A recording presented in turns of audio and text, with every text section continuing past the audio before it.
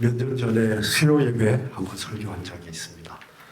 고 목사님은 제가 가장 사랑하는 후배 목사님인데, 우리 고 목사님이 목회하는 곳에서 함께 동료하는 여러분들 만나게 되어서 너무 감사합니다. 저는 한국을 떠난 지 36년으로 접어들고 있습니다. 자주 한국에 들어오지 않았기 때문에 사실은 한국 사정 잘 모르고요. 그리고 한국에서 대학 졸업 안 했고 군대 6개월 방위했습니다. 근데 이미 이제 한국에서 살았던 세월보다 해외 나가서 더 오래 살았고, 또 한국에서는 제가 신학을 하지 않고 일반 대학을 다니다가 학교를 그만두고 제가 해외를 나갔기 때문에 한국 교회 상황, 또 목회자 상황 이런 부분에 대해서는 제가 사실 거의 아는 바가 없습니다. 제 머릿속에는 지난 36년째 신학도 전 학부, 그 다음에 신대원 다 해외에서 했고요. 그리고 목회도 이민교회만 섬겼기 때문에 제 머릿속에는 온통 다 이민교회밖에 없고 한국교회에 대한 상황을 제가 잘 모른다는 것을 여러분에게 말씀을 드리고 오늘 강의를 시작해야 될 것 같습니다. 저의 오늘 나눔도 제가 말씀보다는 오늘 교회를 섬기는 여러분들과 교회를 한번 고민을 하고 싶은데, 제 교회에 대한 고민의 많은 부분은 이제 이민교회이기 때문에 어쩌면 여러분들이 들으셨을 때 이거 한국 교회하고 좀 안 맞는다 하는 부분이 있을 수도 있습니다. 그런 것들은 여러분께서 과감하게 머리에서 지우시면 되겠습니다. 제 고향은 강원도 주문진이고요. 저희 아버님은 함경도에서 일사후퇴 때 올라가신 분이십니다. 저희 아버님 제가 1살 때 돌아가셨고요. 저희 어머님이 35세, 사남매. 저희 큰 누님이 9살, 둘째 누님이 7살, 셋째 누님이 3살, 그리고 제가 1살 때 어머님이 혼자 되셔서 지금까지 올해 93세시고요. 저희 사남매를 기도로 양육을 하셨습니다. 저는 이제 목사님들은 주로 고신 쪽 목사님이었지만 태어나서 자란 교단이 합동측, 우리 같은 교단이고, 어릴 때는 저희 가정도 그렇고 교회도 그렇고 정말 너무 보수적이고 너무 엄격해서 주일날 돈 절대 못 쓰고요. 그렇다고 안 쓴 건 아닙니다. 뒤에서 다 사탕 까먹고 있는데, 저희 집에서 읍내 교회까지 1시간이 걸렸어요. 1시간. 저희 어머님은 그 1시간 거리를 1년 365일, 여러분 강원도 겨울에 진짜 눈이 많이 오거든요. 365일 저희 어머님은 새벽 예배를 빠지지 않았습니다. 그러니까 3시 전에 일어나서 3시 전에 나와야 4시에 교회 도착하고요. 4시에 저희 어머님이 읍내 종을 쳤습니다. 교회에. 철종 아시죠? 종을 쳤고 30분 동안 예배 준비하고 4시 반에 제종이라고 그럽니다. 초종, 제종 하면은 목사님이 강단에 올라와서 새벽 예배를 인도하셨습니다. 혼자 몸으로 1시간 산길 논두렁 무서우시니까 겨울엔 너무 추워서 저를 업으시고 교회를 다니셨고요. 새벽 예배를.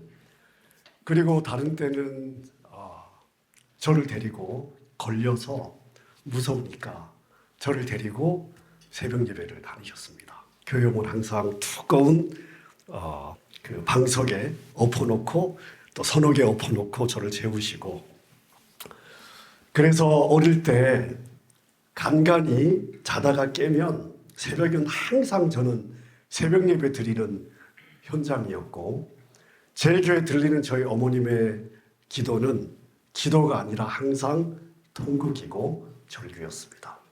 여러분, 농사라고 하는 게 남자의 일이잖아요. 근데 혼자 사남매를 농사를 지면서 키우시면서 참 지금 돌아보면 참 마음에 얼마나 큰 압박이 있었을까 싶은데 그것을 하나님을 의지하면서 믿음으로 지금까지 살고 있습니다. 그러니까 저는 교회에서 쭉 컸잖아요. 제가 본 교회는 그렇게 아름답지 않았습니다. 이제 집에서 교회가 멀다 보니까 누님들하고 주일 예배를 드리고 집에 갈 때는 혼자 가기가 어려웠어요. 그래서 이제 누님들이 어머님하고 함께 어른 예배를 드릴 때 제가 워낙 졸랑대면서 까불고 돌아다니니까 사라질까 봐 항상 누님들 틈에 저를 앉혀서 어른 예배를 저는 어릴 때부터 항상 국락교 가기 전부터 항상 거기서 어른 예배를 드렸는데 제 눈에 담임 목사님이 오시고 2년 정도 되면 장로님들 몇 분이 어김없이 예배 시간에 강단 위로 뛰어 올라가시고 목사님 이 멱살을 잡고 끄집어 내렸습니다.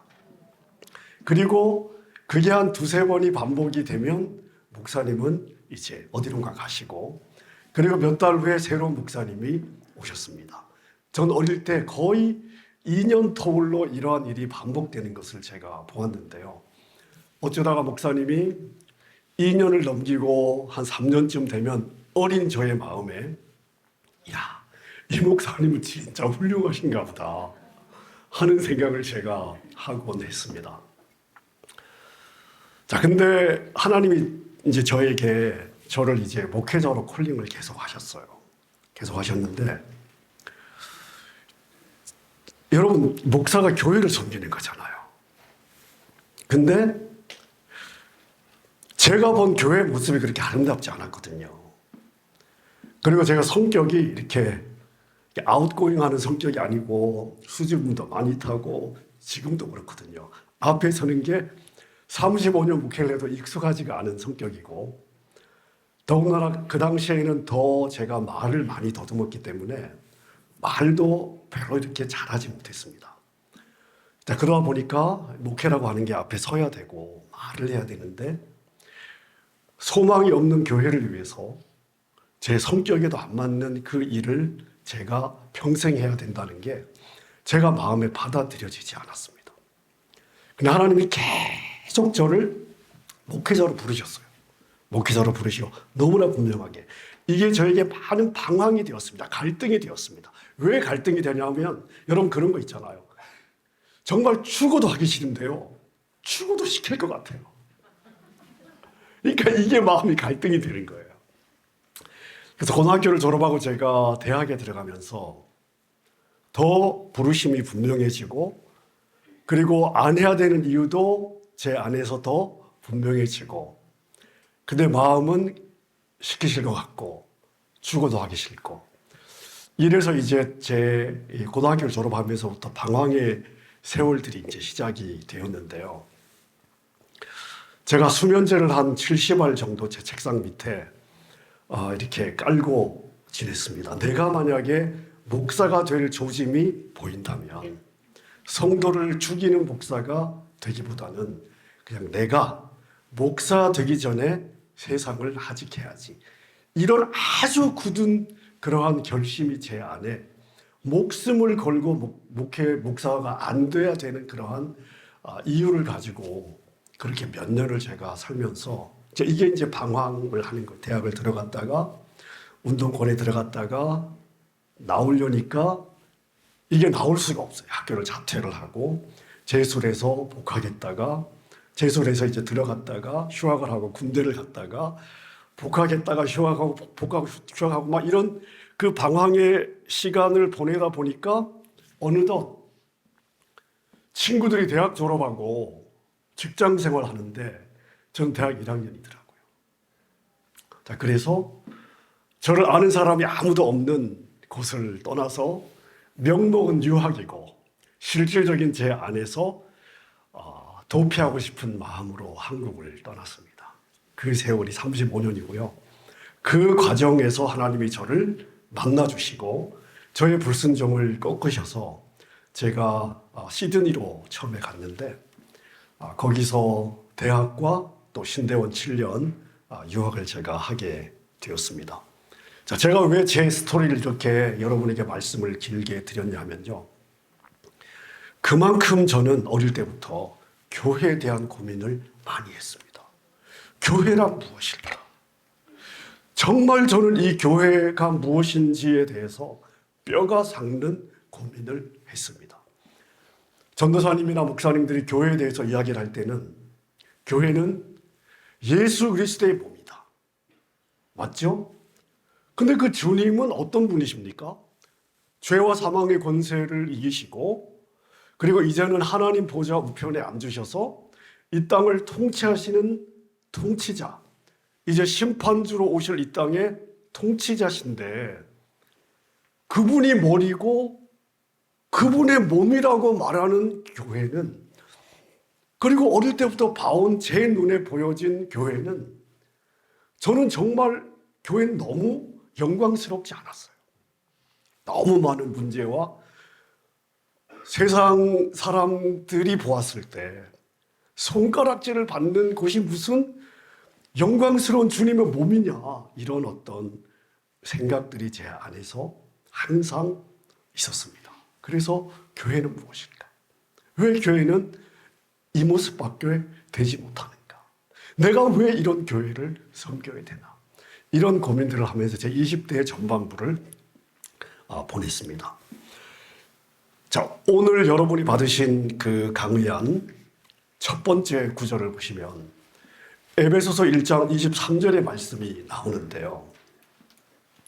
교회는 그의 몸이니, 지금 교회가 무엇인지를 제 이야기가 아니라 성경이 말하고 있는 부분인데, 교회는 그의 몸이니, 누구의 몸이에요?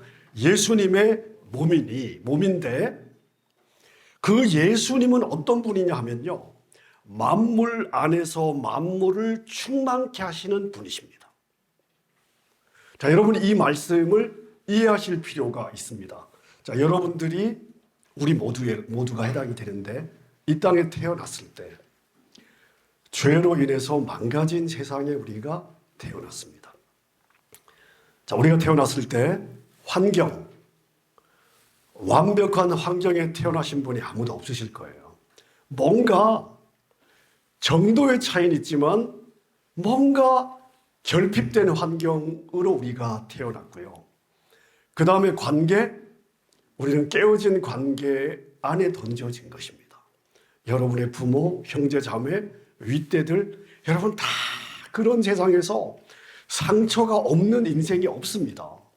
그러니까 결핍되는 환경과 깨어진 관계로 우리가 이 땅에 던져져서 그 결핍되는 환경과 깨어진 관계 속에서 자라면서 우리도 뭔가 결핍 플러스 이제 상처들이 삶의 연륜만큼 쌓여지는 게 우리 인생이에요. 여러분, 그런 어떤 결핍과 깨어짐을 메꾸시는 분이 바로 주님이신데, 보세요. 만물 안에서 만물을 충만케 하시는 분. 자, 그런데 만물을 충만케 하시는 분의 충만이 뭐냐? 그게 바로 교회라는 거예요. 자, 그러니까 교회는 예수님의 몸이에요. 예수님은 무엇이냐? 이 지상에 부족함을 메꾸시는 분이에요. 문제를 풀어가시는 분이신데, 생각해 보세요. 예수님 지금 어디 계십니까? 예수님은 지금 천상에 계시잖아요. 근데 이 지상의 부족함을 메꾸시는 분이라며요. 근데 그 주님은 지금 천상에 계십니다. 그 주님이 천상으로 승천하시면서 이 땅에 뭘 남겨주셨어요? 교회를 남겨주신 거예요. 그러니까 이 지상에 남겨진 교회는 예수님이 만약에 이 지상에서 몸으로 존재하셨다면 하실 바로 그 일을 하는 것이 바로 교회라는 거예요.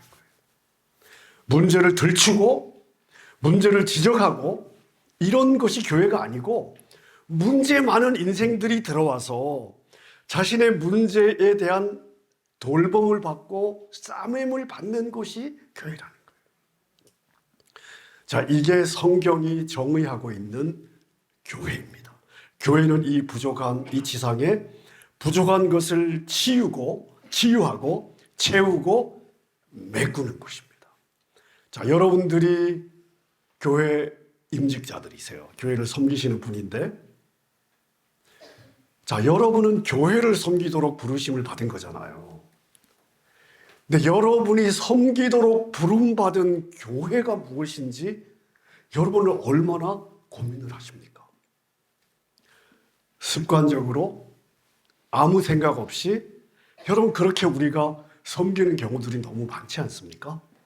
자, 근데 내가 무엇을 위해서 부르심을 받았는지, 내가 섬겨야 되는 곳은 어떤 곳인지, 성경은 그곳에 대해서 뭐라고 이야기를 하는지 우리가 이런 부분들을 고민할 필요가 있습니다.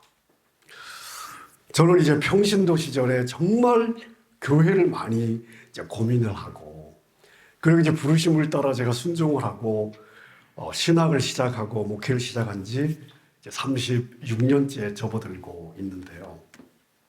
전도사 생활 제가 10년 했고요. 부목사 생활 한 9년 반, 그리고 담임 목사 지금 16년 정도 지금 하는 것 같습니다. 자, 교회에 그릇이 있습니다. 교회. 어떤 교회에 어떤 교회가 있으면 그 교회의 그릇이 있습니다. 자, 그럼 그 교회의 그릇을 결정하는 것이 무엇이냐? 아마 많은 분들이 담임 목사의 그릇이 교회의 그릇이다, 이렇게 아마 생각을 하실 것 같습니다. 자, 그게 전혀 틀린 이야기는 아니에요. 그런데 제가 목회를 해보니까요, 담임 목사의 그릇이 교회를 결정합니다. 근데 그렇지가 않아요.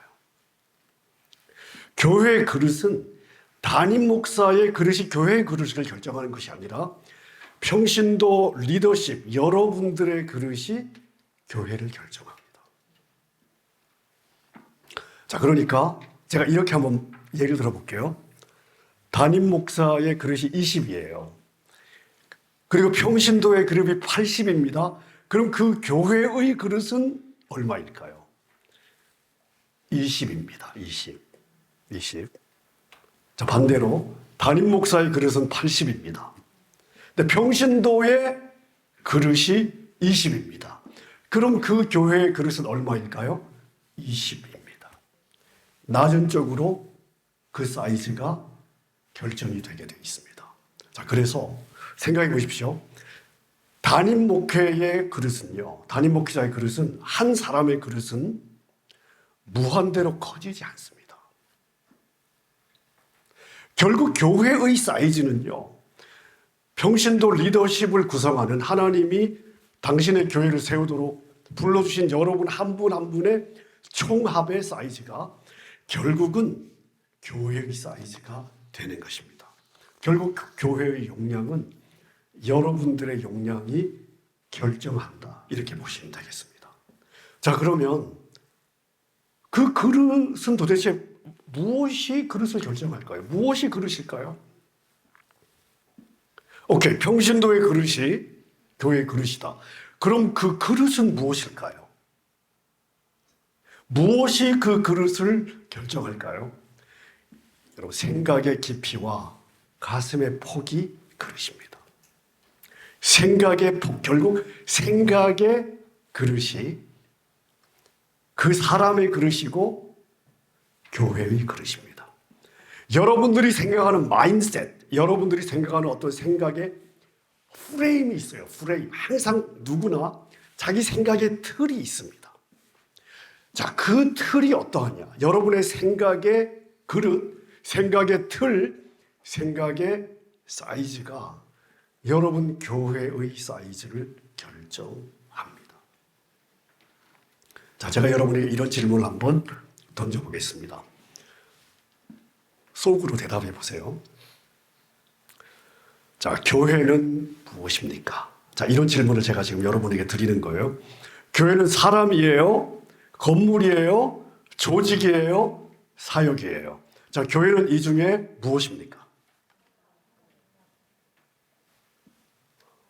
교회는 사람이다. 네. 건물이 교회다. 아무도 없으시죠? 사역이 교회다. 조직이, 몇 분 손 드셨어요? 조직이 교회다. 자, 여러분 이렇게 한번 생각해 보십시오. 자, 교회는 사람이다. 정답이에요. 정답. 근데 50점 정도 드릴 수 있습니다. 자, 교회 처음 오시는 분에게 교회는 무엇입니까? 아, 사람이 교회지요 라고 이야기하면 100점 정도 드릴 수 있습니다. 여러분은 교회 머리이세요. 여러분은 교회 리더십입니다. 교회 섬기는 충직들인데, 자, 여러분들이 교회를 어떻게 생각하느냐가 여러분의 교회를 만드는 거거든요. 자, 그런데 교회는 무엇이냐? 교회는 사람이다. 자, 틀린 답은 아닙니다. 자, 그런데 제가 이렇게 한번 설명드려 보겠습니다. 그럼 교회는 사람이면, 자, 여러분들이 공원에서 교회를 한다고 생각해 보십시오. 공원에서. 건물 필요 없어요. 조직 필요 없어요. 아이, 사역을 왜 해요? 교회가 사람인데. 그 필요 없어요. 자, 그래서 공원에서 모였어요. 공원에서 모이니까 늘 이렇게 아파트에 갇혀있던 아이들이 너무 좋아하죠. 자, 그렇게 한 주, 두 주, 세 주, 네 주를 모였더니 이제 부모의 마음에 걱정이 되기 시작하는 거예요. 애들 맨날 주일 교회 와가지고 이렇게 자연에서 뛰노니까 너무 좋은데, 근데 말씀을 언제 배우지? 이런 질문을 여러분 하시게 되겠죠, 그죠? 자, 그러면 건물이 없이 여러분이 생각하는 진짜 중요한 사람이 만들어질 수 있습니까? 여러분, 10명만 모여도 조직에는 질서가 있어야 체계가 잡히고 혼란이 만들어지지 않습니다. 자, 그러면 조직도 필요하죠. 훈련도 필요하죠. 사역도 필요하죠. 자, 그럼 제가 다시 여러분에게 질문을 드립니다. 교회는 사람입니까? 건물입니까? 조직입니까? 사역입니까? 다죠. 자, 다예요. 근데 진짜 다예요? 건물 없으면 교회 못합니까? 조직 없으면 교회 못해요? 가능은 합니다. 그죠? 가능은 해요. 제가 이렇게 한번 예를 들어 볼게요. 가정의 가장 중요한 기초는 무엇입니까? 가정의 가장 중요한 기초는 관계예요. 남편과 아내가 서로 신뢰하고 존중하고 사랑하고 아이들을 사랑으로 양육하는 거. 이게 가정의 가장 중요한 파운데이션이에요. 가장 중요한 기초입니다. 가장 중요해요. 자, 그런데 여러분 그것만 가지고 살 수 있습니까? 그럼 공원에서 텐트 치고 1년, 10년, 30년 애들 양육하고 가능하십니까? 가정의 가장 중요한 기초는 가정의 사랑이고 존중이고 그렇긴 한데 여러분 공원에서 텐트 치고 산에서 텐트 치고 1년, 2년, 3년, 10년 살아낼 수 있냐고. 여러분 수입이 없이 살아낼 수 있습니까? 가족 애만 가지고 과연 이 땅에서 이 지상에서 가정이 가능하냐고요. 예, 가능해요. 가족이 제일 중요하니까. 자, 근데 쉽지 않죠. 자, 여러분 교회의 중직자들은 이걸 볼 수 있어야 돼요. 교회는 무엇입니까? 사람이죠. 여러분 이거는 맞는 이야기예요. 근데 이 사람은 교회를 구성하는 본질적 요소입니다. 교회에서 사람을 빼면 교회가 아니에요. 자, 여기까지 보는 건 초신자들의 시각입니다. 여러분들은 여기까지만 보면 안 돼요. 한 스텝 더 나가야 돼요. 하나를 더 봐야 되는 거예요. 자, 교회의 가장 중요한 요소는 사람이에요. 본질적 요소입니다. 없으면 안 돼요. 자, 그런데 가장 중요한 이 본질적 요소를 본질되게 하기 위해서 필요한 비본질적인 요소들이 있습니다. 교회의 리더십은 이 비본질적 요소를 무시하면 본질을 본질되게 할 수가 없습니다. 이 비본질적인 요소가 얼마나 중요한지를 알고 이 비본질적인 요소를 잘 다룰 때 진짜 가장 중요한 본질적 요소, 그 본질적 요소를 본질되게 할 수가 있습니다. 여러분, 교회 리더십은요, 이걸 볼 수 있어요. 자, 그래서 이 지상교회를 여러분이 이해하셔야 되는데, 영적인 요소, 가장 본질적인 요소뿐만 아니라 교회가 이 지상에 존재하기 때문에 이 본질적 요소를 본질되게 하기 위해서 필요한 비본질적 요소를 인정하고 이 비본질적 요소를 잘 다룰 때 정말 교회가 중요하게 생각하는 본질을 본질되게 할 수 있습니다. 제가 여러분에게 또 한 번 질문을 드리겠습니다. 여러분, 저는 자라면서 교회가 갈라지는 걸 5번을 봤습니다. 내가 섬겼던 교회, 사랑했던 교회가 내 의도와 상관없이 사랑하고 함께 가족처럼 지냈던 누군가와 내 선택이 아닌데 어느 날 원수가 되고, 초신자 썬데이 크리스찬은 별로 아플 게 없어요. 근데 이 교회가 정말 나의 교회라고 생명을 걸고 사랑하고 나의 모든 것을 걸고 그리고 섬겼던 교회가 여러분 쪼개지면 그 아픔은요, 경험해 본 사람 아니면 모릅니다. 자, 그런 과정을 거치면서 제가 이제 관찰을 한번 지켜보는 거예요. 제가 병신도 시절에 제가 지켜보는 거예요. 왜 이럴 수밖에 없을까? 제가 여러분 한번 질문해 보겠습니다. 누가 교회를 어렵게 합니까? 초신자예요, 중직자예요?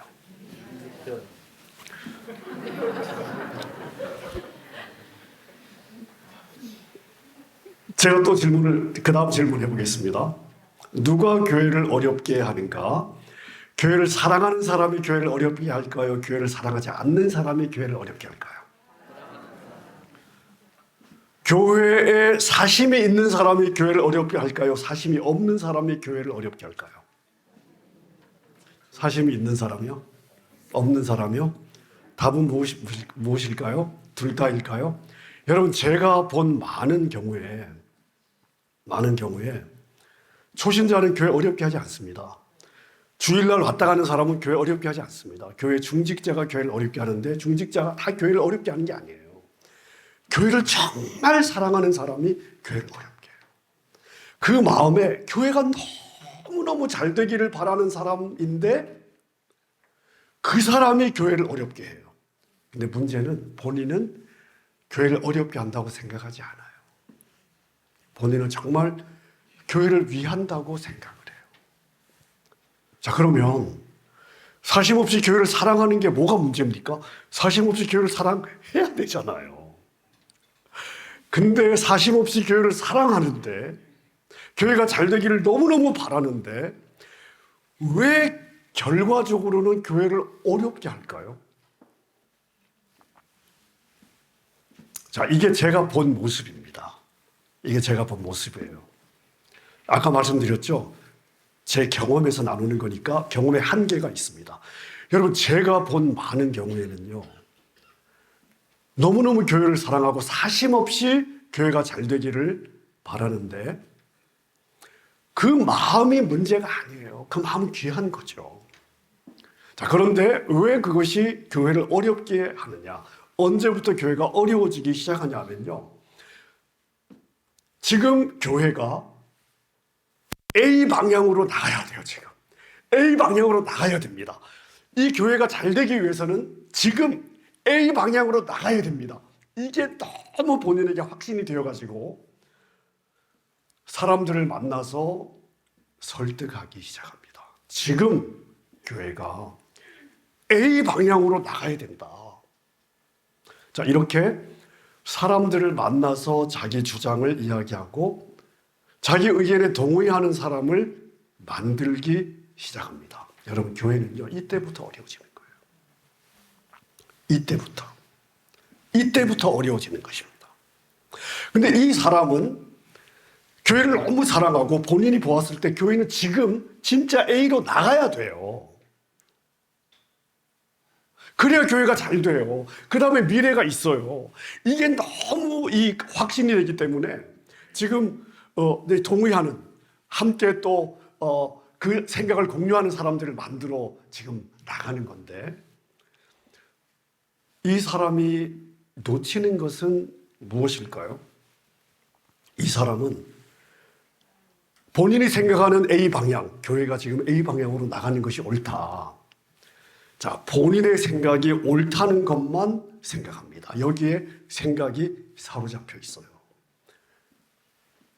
교회를 모르는 겁니다. 죄인을 모르는 거예요. 죄인을. 교회는 죄인의 집합소잖아요. 죄인을 모르는 것입니다. 사람을 모르는 거예요. 본인은 교회가 잘 되기를 바라는데 그 교회를 구성하고 있는 죄인의 속성, 사람의 본성을 모르는 거예요. 자, 이렇게 한번 생각해 보십시오. 이 사람이 A로 지금 교회가 가야 된다고 하는 내용이 맞다고 칩시다. 맞아요. 정말 이 사람의 생각이 맞아요. 옳아요. 자, 그런데 이 사람이 누군가를 만나서 주장하기 시작하는 순간, 목소리를 높이는 순간, 자, 교회 안에는 어떤 마음들이 쫙 갈라지냐면요, 이 사람의 의견에 동의하는 사람, 동의하지 않는 사람으로 나뉘어집니다. 모든 사람이 다 A 방향에 동의가 되는 건 아니에요. 이 사람만큼 고민 안 했을 수도 있거든요. 자, 동의하는 사람과 동의하지 않는 사람으로 나뉘어져요. 동의하는 사람 중에서도 그래, 맞아, A 방향이 맞아, 지금 우리 A 방향으로 가는 게 좋아 하고 방향에 동의가 돼요. 자, 그런데 이 사람이 주장하는 자체가 또 싫어지는 사람도 있어요. 내용은 좋아, 근데 이 사람이 떠들고 다니는 게 싫어. 그걸 네가 떠드냐, 알아서 하겠지, 위에서. 네. 자, 이런 과정을 거치면서 성도들의 마음이 두 갈래, 세 갈래, 네 갈래로 나뉘어지기 시작합니다. 근데 이 사람은 본인이 교회를 정말 사심없이 사랑하고 지금 이 시기에 교회가 A 방향으로 가는 것이 교회에 너무 유익하다는 자기 확신이 너무 강하기 때문에 자신의 이 오름이 성도들의 마음을 말은 서로 다 안 해요. 근데 갈라놓고 있다는 것을 못 보는 거예요. 그럼 이 사람이 놓친 건 무엇일까요? 이 사람이 놓친 건, 자, 여러분, 교회의 주인은 누구십니까? 주님이시죠? 자, 교회의 머리는 주님이시고 교회의 주인이 주님이십니다. 그러면 자, A 방향으로, 지금 이 교회가 A 방향으로 가야만 돼요. 자, 그러면 그 마음이 가장 급하신 분은 누구실까요? 주님이시죠. 주님이 정말 교회 머리가 되시고 주인이 되시는 주님이 진짜 지금 A 방향으로 가셔야 되겠다고 생각을 하면, 주님이 여러 경로로 말씀이나 아니면 뭐 당연하게 리더십이나 아니면 여러 환경이나 이걸 통해 가지고 주님이 자기 백성들의 마음이 자연스럽게 모아가도록 만들어가지 않을까요? 근데 이분이 놓친 건 무엇일까요? 사심없이 사랑하기 때문에, 교회를 사심없이 사랑하기 때문에 자기의 생각이 옳다는 자기 확신에 빠진 나머지 절대로 하면 안 되는 일을 이분이 먼저 하는 거예요. 뭐예요? 본인이 왕이 되어서 결정을 하는 거예요. A 방향으로 지금 가야 돼. 그러면 이분의 삶의 왕은 누구십니까? 자기가 되는 거예요.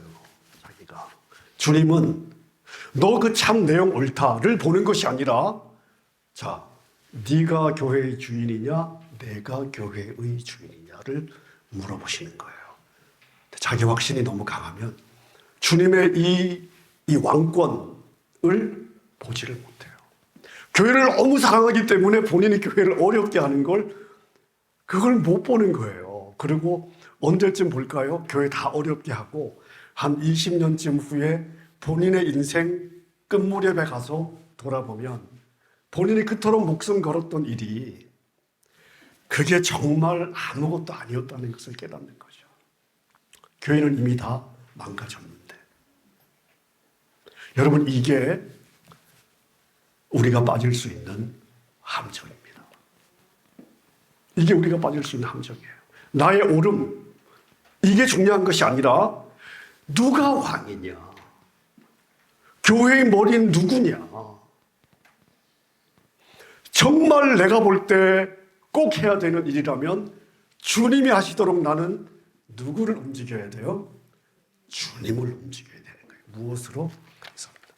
무릎으로 주님을 움직여야 되는 거예요. 사람을 모으는 것이 아니라. 아멘입니까? 아멘.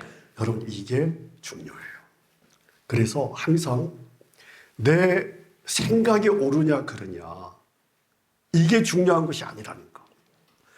주님의 교회의 왕 되심을 내가 인정하느냐 인정하지 않느냐가 교회로 부름받은 우리가 넘어가서는 안 되는 가장 중요한 기본이라는 거. 이걸 우리가 기억할 필요가 있습니다.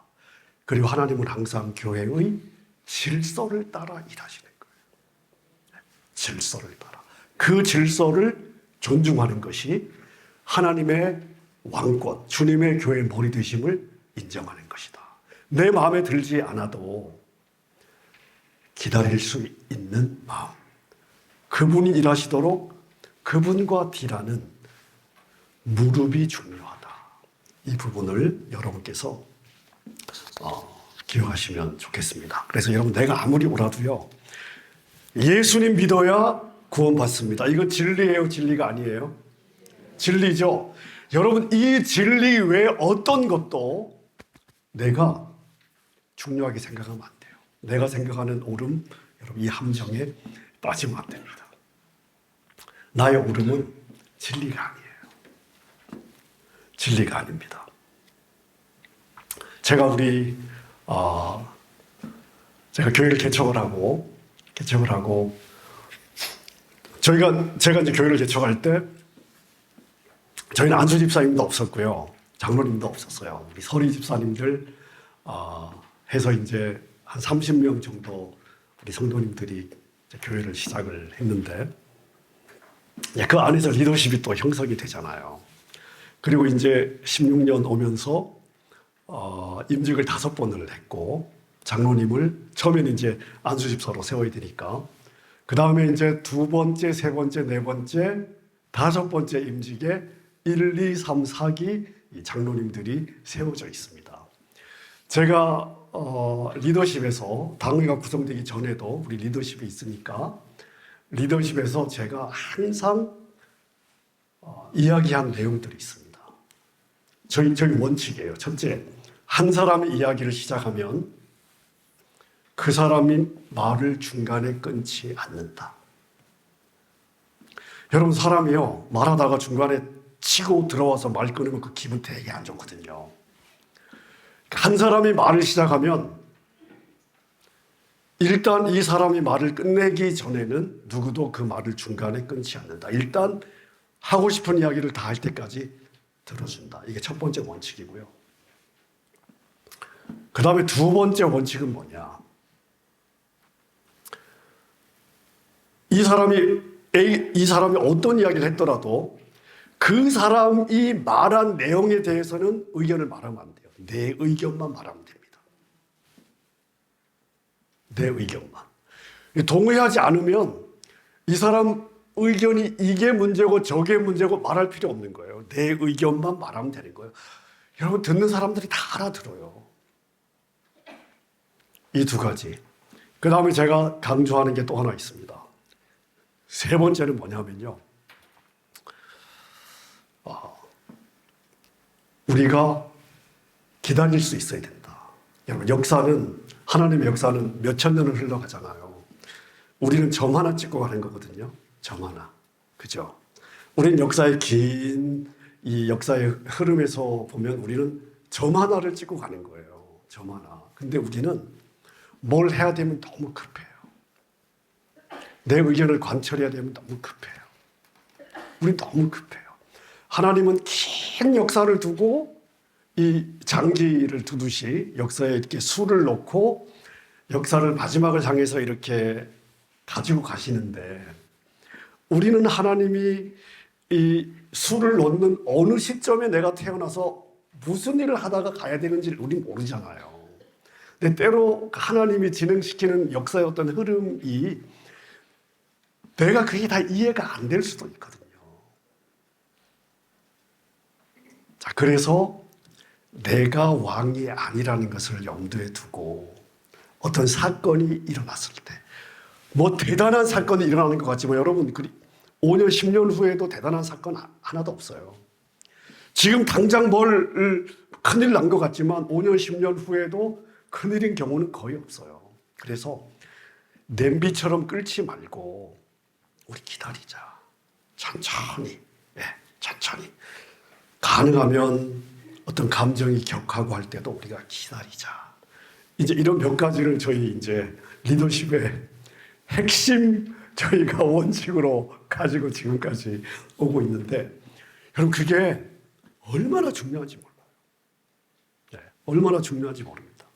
그러니까 저희는 이 세 번째고 네 번째는 뭐냐면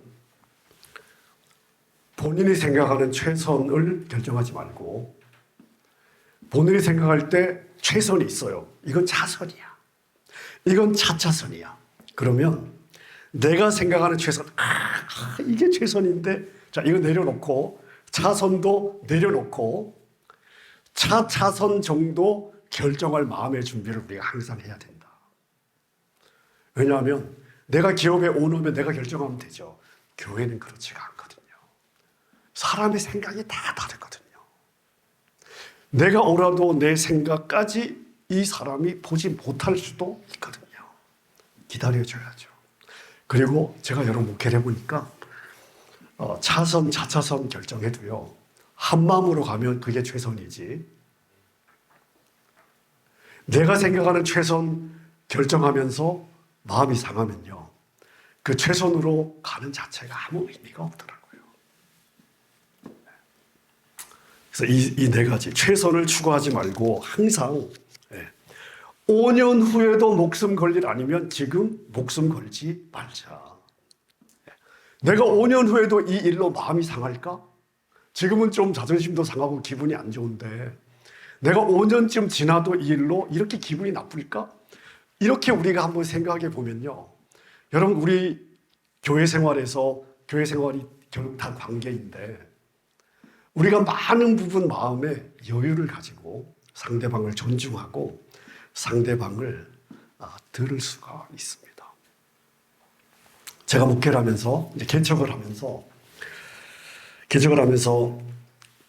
가장 어려웠던 부분 중에 하나가 뭐냐면요, 여러분 제가 42에 개척을 했어요. 42에 개척을 했는데 여러분 42 생각이 얼마나 열정이 충만했겠습니까? 정말 열정 충만이었습니다. 자, 16년이 지난 지금은 제 마음이 어떨까요? 자, 처음에 교회를 개척하면서 제가 만들고 싶은 교회가 있었습니다.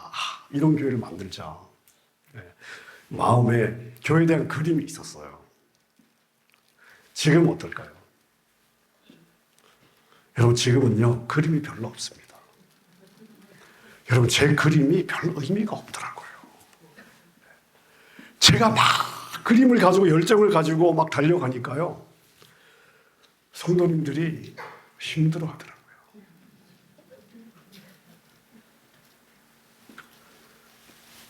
지난 16년은 제가 가졌던 많은 그림들을 이거 내려놔야 되는구나 하는 것을 배웠던 기간 같습니다. 그런 기간 같아요.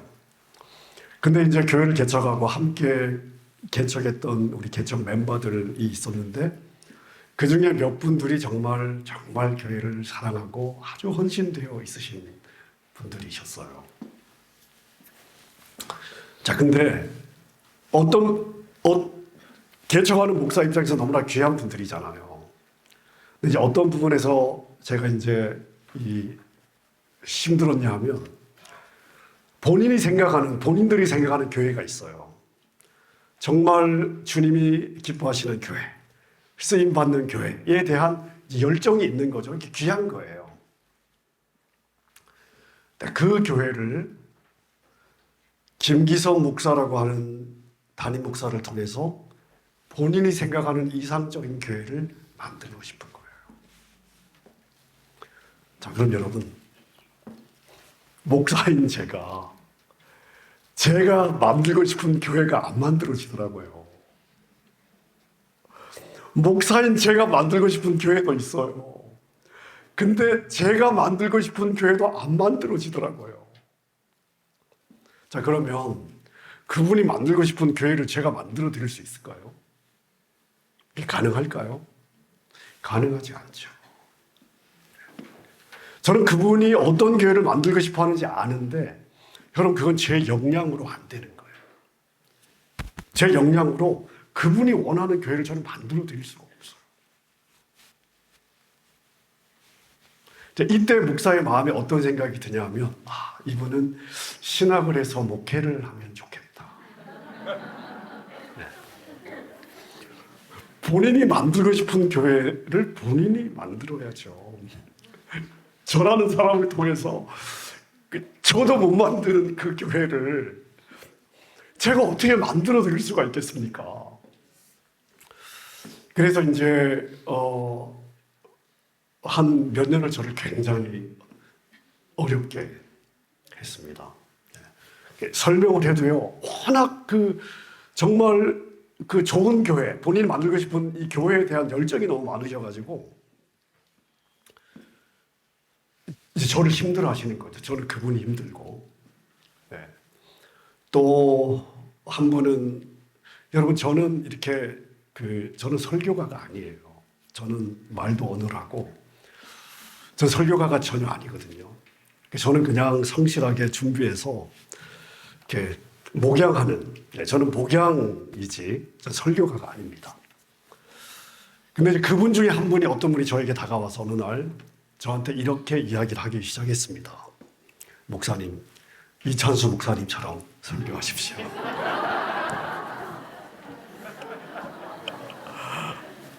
여러분, 그게 가능해요, 안 해요?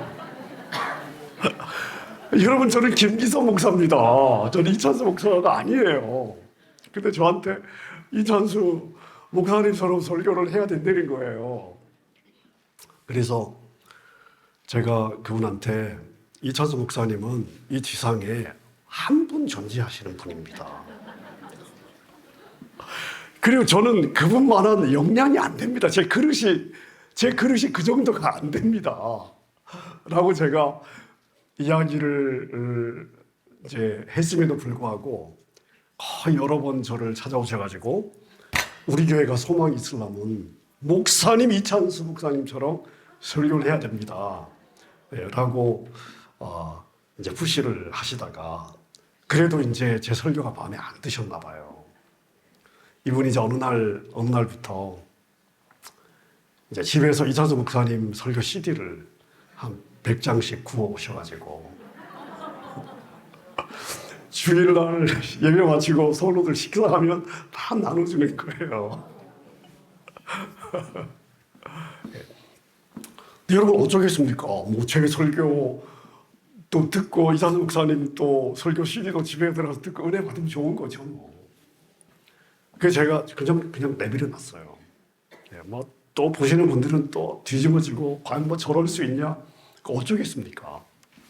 이찬수 목사님처럼 설교 못하는 저를 탓해야죠. 누가 판단을 합니까? 누가 판단을 하죠? 성도들이 자, 이렇게 생각을 하는 거예요. 그래, 맞아, 우리 목사님 이찬수 목사님만큼 설교 못해, 맞아. 근데 그 모습에 상처를 받으시는 거예요. 저건 아닌데. 네, 저건 아닌데. 그래서 제가 그런 마음이 들었습니다. 저분은 목사라면 참 좋겠다. 신학을 해서 목사라면 참 좋겠다. 본인은 이찬수 목사님처럼 설교가 되는지 제가 한번 좀 보고 싶다는 생각이 좀 들더라고요. 자, 우리가 이게 참 이렇게 목회하면서 참 이게 조심스러운 부분들이 많이 있는데, 우리가 선을 지켜주는 게 참 중요하다는 생각을 제가 해보았습니다. 어, 제가 2006년 말에 제가 교회를 개척을 했거든요. 그리고 10년 사역을 하고 2017년 교회에서 저에게 7개월 동안 이제 안식을 주셨어요. 그래서 제가 이제 우리 아이들하고 저희 아이들이 셋이 있는데 아이들하고 다 학교 다 중간에 휴학을 시키고 하와이 코나 YM이라고 예수전도단 DTS를 가서 했어요. 저희 집사람이 저랑 같이 DTS를 하는 게 저희 집사람의 소원이어가지고 사실 저는 좀 쉬고 싶었는데 집사람 의견을 워낙 제가 잘 안 듣는 스타일이어서 노후를 생각하면 한 번은 제가 들어줘야 될 것 같아가지고 이제 애들 다 휴학시키고 하와이 이제 DTS를 하고요. 하와이 DTS를 하는데 5월 말에 마치고 제가 시드니에서 7년 동안 학부랑 신대원을 했기 때문에 시드니를 제가 잘 알고 또 제가 양육했던 그 당시 대학생 사역하면서 양육했던 친구들이 이제 많이 있고 해서 시드니하고 관련이 제가 많이 있습니다. 자, 근데 시드니에 교회가 하나 있습니다. 시드니에서는 제일 큰 한인교회, 한 5천 명 정도 모이는 교회인데 그 다음 큰 교회가 1,000명 넘는 교회가 없으니까 그냥 시드니를 대표하는 이제 그런 교회죠. 주일 설교 요청을 제가 DTS를 가기 전부터 설교 요청이 왔습니다. 근데 제가 이제 DTS를 가기로 되어 있었기 때문에 DTS 마치고 제가 시드니를 한번 방문하겠습니다. 해서 이제 제가 방문을 한 거예요. 자, 거기서 제가 안식을 마지막 한 달 설교를 하게 되었습니다. 근데 제가 이제 한 달 시드니에 머물면서 설교를 이렇게 하면서 교회 이렇게 상황들을 보니까 제가 28년, 29년 전에 시드니를 떠날 때 그 교회가 한 300명 정도 막 부흥하던 교회였거든요. 근데 그 사이에 이제 시드니를 대표하는 교회로 자란 거죠. 근데 담임 목사님이 사임하신 지가 한 8개월 정도 되셨고요. 그리고 이제 저를 콜하려고 DTS 하는 동안에 저를 기다렸던 거예요. 제가 이제 있는 동안에 교회 여러 상황들을 제가 이제 듣게 되었습니다. 담임 목사님 오신 지 한 6년 정도 되셨는데 제가 여러분 가니까 그간에 있었던 일들을 모든 분들이 다 저한테 본인이 보는 관점에서 이제 저한테 이야기를 하시지 않겠습니까? 또 특별히 제가 그 시드니에 있던 5년을 제가 지역교회에서 대학부를 했고 2년을 시드니 대학에서 캠퍼스 사역을 하면서 한 150명 정도 제가 전도하고 양육해서 지역교회로 이렇게 보냈었거든요. 근데 그 친구들 중에 많은 아이들이, 아이도 아니죠. 지금 다 50대 중반이니까 그 친구들이 그 교회 안수집사 장로로 섬기고 있었어요. 근데 제가 이제 그 이야기를 들으면서 그 전임 목사님에 관한 성도들의 이야기를 제가 들으면서 제가 느낀 게 하나 있습니다. 뭘 느꼈냐 하면요. 그러니까 이런 거더라고요. 일단 여러분들이 이민 생활을 안 해보셨으면 아마 그게 뭔지 감이 안 잡히실 것 같은데 저는 35년 동안 해외 생활을 하고 있잖아요. 이민자의 정서는 한국에 있는 분들하고 정서가 조금 다릅니다. 이민자들은 일단 자기가 태어나서 자랐던 조국에서 이 뿌리가 한번 뽑혀본 사람이잖아요. 네, 뽑혀본 사람입니다. 그래서 한국에서 살고 있는 분들하고 정서가 조금 달라요. 그리고 상처받은 분들이 많습니다. 제가 이제 이 교회 이야기를 들어보니까 이제 성도님들이 어떤 부분에서 마음이 어려우셨냐면 이 목사님이 이민자의 정서를 일단 잘 모르고 그 다음에 두 번째로는 이제 담임 목회자에게 책정이 된 사역 활동비 같은 게 있잖아요. 한 달에 좀 이 선에서는 자유롭게 만나서 밥도 살 수도 있고 커피도 할 수도 있고 이렇게 해놨는데, 이제 이분이 교회가 책정해 놓은 이 사역 활동비를 이제 매년마다 결산을 하면 조금씩 넘어간 거예요. 그 6년 동안. 네. 그래서 이제 이야기를 계속 하겠죠. 이 선 안에서 써라. 이 선 안에서 써라. 이 선 안에서 써라. 근데 이제 쓰다 보면 또 그 이상 안 되잖아요. 그래서 이제 단순히 이것만의 문제는 아니지만 이게 계기가 되어서 이분이 이제 교회를 이게 가장 큰 이제 그게 되어서 이분이 사임을 하고, 그 전 10월 달에 제가 6월 달에 갔는데 그 전 10월 말에 사임을 하시고 11월, 12월, 6개월, 그러니까 8개월 정도 이제 담임 목사님이 없었던 거죠. 근데 그 6개월 동안에 장로님들이 이 목사님을 그렇게 다루는 걸 보면서 그 전 은퇴 장로님, 원로 장로님, 교회 이제 또 그 전 세대의 중직들이 상처를 받고 한 1000명 정도가 교회를 떠났더라고요. 한 두세 교회로 갈라진 거예요. 이렇게 하면서 개척을 하시고. 그래서 제가 이제 한 달 정도 예배 인도를 하는데 1, 2, 3부 해서 한 4,000명 정도 출석을 하시더라고요. 저는 이제 한 달 그 이야기를 들으면서 제 마음이 이런 생각이 들었어요. 여러분, 제가 장로라면 어떻게 했을까요? 제가 장로라면 전 이렇게 했을 것 같습니다. 교회가 책정을 예를 들어서 1년에 2만 불 쓰세요 하고 예산 책정을 했단 말입니다. 근데 이분이 2만 2천 불을 썼어요. 2만 3천 불을 썼단 말입니다. 그럼 저 같은 경우는요, 여러분 그 교회 5천 명 교인이면 예산이 작지 않습니다. 1년에 한 500만 불, 600만 불이니까 얼마 되나요? 거의 한 7, 80억 이상 예산이 들어오는 거죠. 근데 1년 목사님에게 책정된 돈이 예를 들어서 2천만 원인데 이분이 매년마다 2,100만 원, 2,200만 원, 2,300만 원을 썼단 말입니다. 여러분, 제가 장로라면 어떻게 했을까요? 제가 장로라면요, 한 5만 불 정도 책정해 드리겠습니다. 5만 불. 2만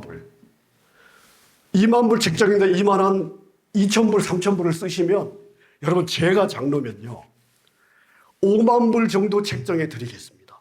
그럼 그 목사님이 5만 불 다 쓸까요? 안 쓸까요? 여러분, 어느 목사가 간땡이가 부어서 5만 불을 씁니까? 그 목사도 아니죠.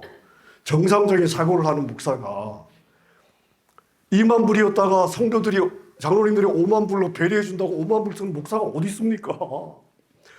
하지만 목사 입장에서는 이게 매달 이게 10불이 넘어가느냐 20불이 넘어가느냐로 신경을 안 써도 되잖아요.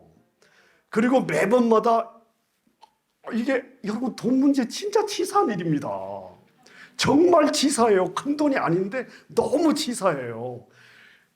자, 그래서 목회자가 마음이 위축이 되고, 목회라는 게 흥이 나야 영적으로 살아나는데 600만 불, 700만 불 교인들이 헌금을 하는데 1년에 2,000불, 3,000불 더 쓴다고 그게 법인데 왜 넘어가냐고 쪼아가지고 결국 담임 목사님이 치사해서 6년을 견디다가 그냥 사임을 하시고 1,000명의 교회를 떠나고, 그럼 예산이 얼마나 쪼그라들까요?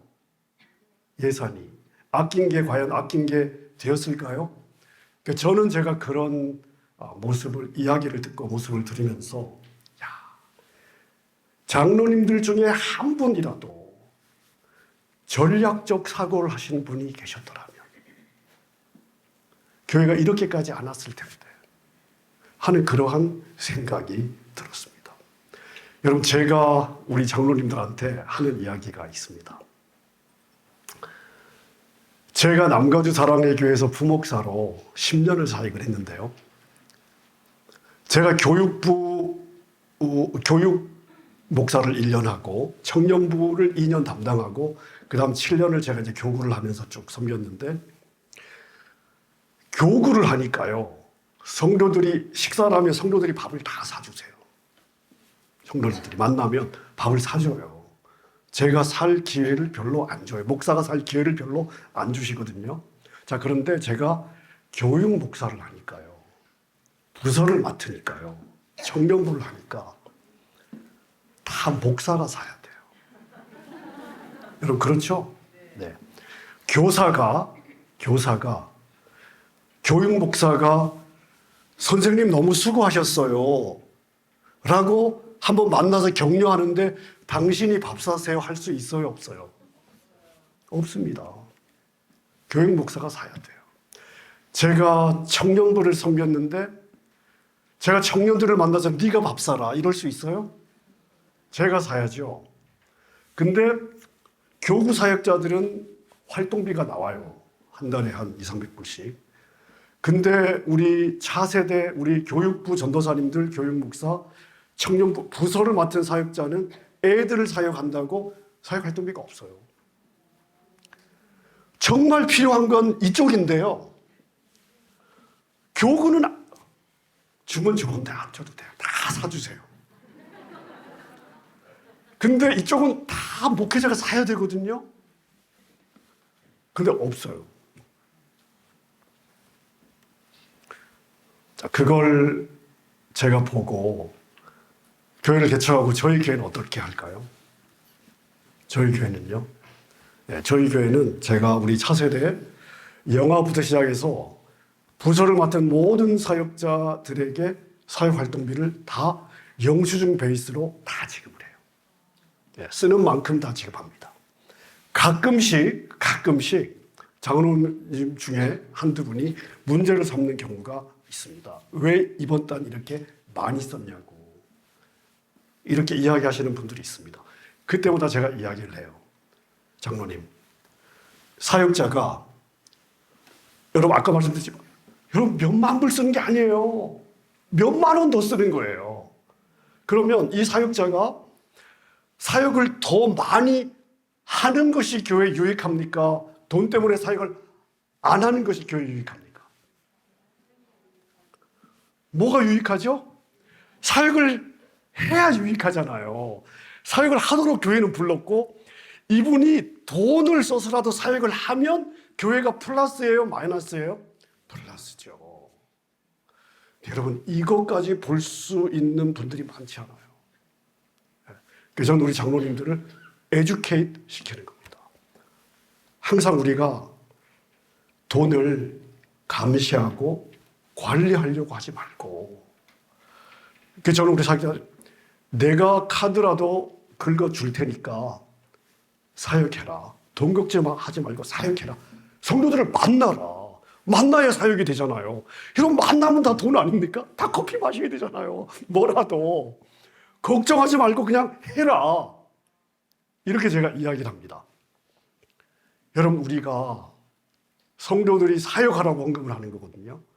물론 관리하고 감독 잘 해야 됩니다. 그러나 사역이 되게끔 어떻게 할 수 있을까? 자, 여러분, 이게 교회의 그릇이에요. 사역자들이 뛰도록 만드는 거. 여러분, 이게 교회의 그릇입니다. 네. 이런 이야기는 아무도 안 하잖아요. 아무도 안 합니다. 저도 고목사님 교회니까 와서 이런 얘기를 하죠. 네, 다른 교회 가서 진짜 좋은 얘기만 이렇게 하고. 근데 사역자들이 뛰도록 만들어야 돼요. 사역자들이. 밀어주고 사역자들이 뛰도록 만들어 가야 됩니다. 저희 교회는 모든 우선순위가 교육부에 있습니다. 왜? 이민자로서 우리 자녀들을 놓치면 교회 미래가 없습니다. 그래서 관리를 하려고 하지 말고 사역을 생각하도록 제가 말씀을 드리고 싶습니다. 전략적 사고와 관련해서 제가 하나만 더 말씀을 드리겠습니다. 여러분, 오정현 목사님이 한국에 오시고 이제 2대 담임 목사님을 모시는 청빙 기간에 그때 이제 제가 선임 부목사였습니다. 그래서 당회를 제가 인도를 하면서 청빙을 진행을 했는데요. 그때 우리 장로님들이 19분이었습니다. 시무 장로님들이 19분이셨어요. 근데 장로님들이 10대 9로 딱 반으로 나뉘었습니다. 10대 9. 10대 9. 청빙이 결정이 될까요? 안 될까요? 자, 19분의 3분의 2면 13분이 찬성을 해야 되는데 이쪽에서 올리면 이쪽에서 반대고요. 이쪽에서 올리면 이쪽에서 반대입니다. 일주일에 당회를 2번을 했습니다. 1년 몇 개월. 주일 저녁하고 목요일 저녁에 모였는데요. 한 번 모일 때마다 평균 6시간에서 그 다음날 새벽까지 모인 적도 많이 있습니다. 청빙을 마무리해야 되니까요. 자, 그런데 그때 여러분 그때 제가 나이가 36인가 37이었습니다. 저도 어리죠. 제가 19분 당회를 섬기면서 제 마음에 참 가졌던 아쉬움들이 있어요. 저는 그 아쉬움들을 우리 장로님들에게 가끔씩 제가 나눠요. 임직 훈련할 때 제가 나눕니다. 많은 분들은 무엇이 옳으냐, 무엇이 그러냐. 자, 생각이 거기에 멈춰져 있습니다. 저 사람이 내 생각과 맞느냐, 안 맞느냐. 내 편이냐, 상대방 편이냐. 자, 많은 경우에 우리의 생각은요, 거기에 멈춰져 있습니다. 자, 그래서 나와 동의하면 내 편이고, 나와 동의하지 않으면 저쪽 편이에요. 그리고 무엇이 옳으냐, 그르냐. 정의냐, 정의가 아니냐. 우리의 모든 사고는요, 많은 경우 거기에 딱 멈추어져 있습니다. 근데 교회의 리더십은요, 거기서 하나 더 나가야 돼요. 자, 상황이 지금 이런데, 자, 그래서 우리는 어떻게 해야 교회가 살까? 무엇이 옳으냐, 무엇이 그러냐에서 하나 더 나아가서, 자, 그래서 지금 이 상황에서 어떻게 해야 교회가 살까? 주님의 몸이잖아요. 내 자존심이 그렇게 중요하지 않아요. 교회가 살면 주님이 내 자존심을 살려주시는 거예요. 내 자존심을 세우고 계속해서 교회가 어려우면 그 책임 여러분 주님은요 반드시 묻거든요. 너는 무엇을 위해서 부르심을 받은 거냐? 너의 자존심을 위해서 부르심을 받은 거냐? 자, 이것이 나의 교회를 위한 너의 최선이냐? 주님 물으시거든요. 자, 그래서 여러분 교회 리더십은요 항상 옳고 그름의 함정에 빠지면 안 됩니다. 항상 전략적인 사고를 해요. 그래서 주님의 교회를 어떻게 할 것이냐. 이까지 한 번 더 생각을 해보면요. 여러분 이 과정에서 나의 모든 자존심이 다 내려지고 그리고 주님의 교회가 잘 되는 쪽으로 마음을 모으는 윤활유의 역할을 할 수가 있습니다. 시계가 있어야 되는데 시계가 없어가지고. 자, 여기까지 하고요. 한 10분 휴식하도록 하겠습니다. 그 다음 2강 제가 이어서 하도록 하겠습니다.